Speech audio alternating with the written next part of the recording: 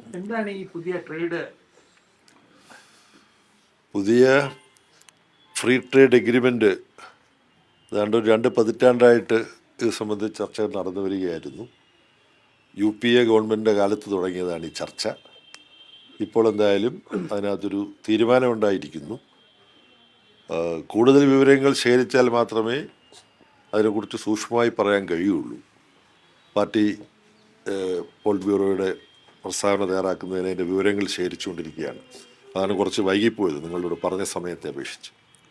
ഇപ്പോൾ കിട്ടിയിടത്തോളം ഉള്ള വിവരങ്ങൾ വെച്ച് ഒന്ന്, നമ്മുടെ കാർഷിക മേഖലയിൽ ഇത് വലിയ പ്രശ്നങ്ങളുണ്ടാക്കും, ഡയറി ഉൾപ്പെടെയുള്ള മേഖലകളിൽ.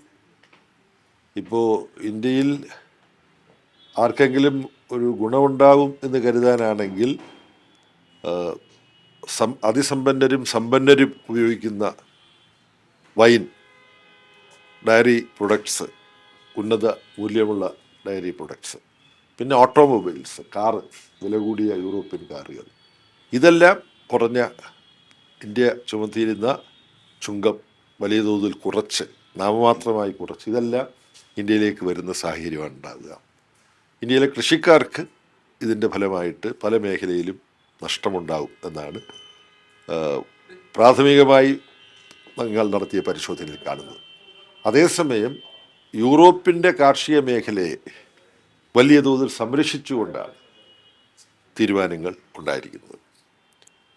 പിന്നെ ഇതുമായി ബന്ധപ്പെട്ട് പറയാനുള്ള ഒരു കാര്യം, പല തലങ്ങളിൽ സെക്യൂരിറ്റി മേഖലയിലും ഈ മേഖലകൾ തമ്മിലുള്ള പരസ്പര ബന്ധം, ഉദാഹരണത്തിന് Indo middle east European corridor, അത് ശക്തിപ്പെടുത്താൻ തീരുമാനം ഉണ്ടായിട്ടുണ്ട്. അത് ശക്തിപ്പെടുത്തുക എന്ന് പറഞ്ഞാൽ ഒരു ഭാഗം സമുദ്ര ബന്ധമാണ്. അത് ഗുജറാത്തിലെ മുന്ദ്ര പോർട്ടിൽ നിന്ന് തുടങ്ങി സൗദി അറേബ്യ വഴി ഭൂമിയിലൂടെ പോയി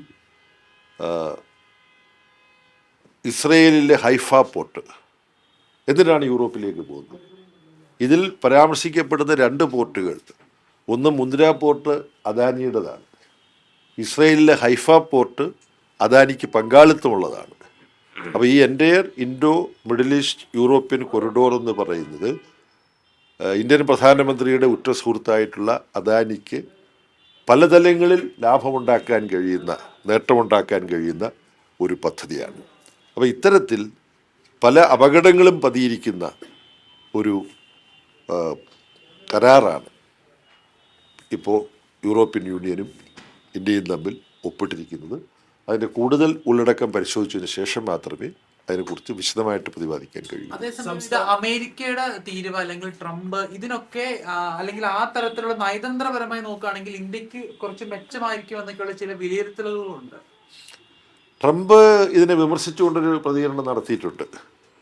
അപ്പോൾ പിന്നെ ഇത്തരത്തിലുള്ള അന്താരാഷ്ട്ര ബന്ധങ്ങളിൽ പല പല ചേരികളിലായിട്ട് നിന്ന് നേട്ടങ്ങൾ ഉണ്ടാക്കാൻ വേണ്ടി ശ്രമം ഉണ്ടാവുന്നുണ്ട്. എന്നാൽ ട്രംപും നരേന്ദ്രമോദിയും തമ്മിൽ കാര്യങ്ങൾ ചർച്ച ചെയ്ത് എങ്ങനെയാണ് തീരുമാനമെടുക്കാൻ പോകുന്നത് എന്നുള്ളതിനെ ആശ്രയിച്ച് ആണ് ഇരിക്കുന്നത്. ഇപ്പോൾ യൂറോപ്യൻ യൂണിയൻ എന്ന് പറഞ്ഞാൽ അമേരിക്കയുമായിട്ട് നയതന്ത്ര ബന്ധമുള്ളതാണ്. നാറ്റോ, അവർ തമ്മിലിപ്പോൾ പ്രശ്നമുണ്ട് ഗ്രീൻലാൻഡുമായിട്ട് ബന്ധപ്പെട്ട്. അപ്പം ലോകസ്ഥിതികൾ സങ്കീർണമാണ്.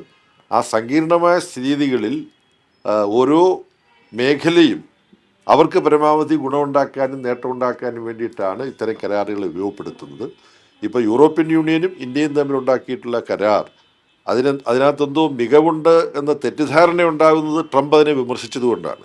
ഈ ട്രംപിനോട് എങ്ങനെയാണ് നരേന്ദ്രമോദി ഇന്ത്യയും USA തമ്മിലുള്ള ട്രേഡ് ചർച്ച സമാപിക്കുമ്പോൾ എന്താണ് ഇന്ത്യക്ക് നഷ്ടപ്പെടുക, എന്താണ് ട്രംപിന് നേടാൻ കഴിയുക തുടങ്ങിയ കാര്യങ്ങൾ നമുക്ക് കണ്ടറിയണം. ഇപ്പോൾ എന്തായാലും ഒരുപക്ഷെ മോഡിക്ക് താൽക്കാലികമായി ആശ്വസിക്കാൻ പറ്റുന്നത് ട്രംപ് ഇതിനെ വിമർശിച്ചു എന്നത് മാത്രമാണ്.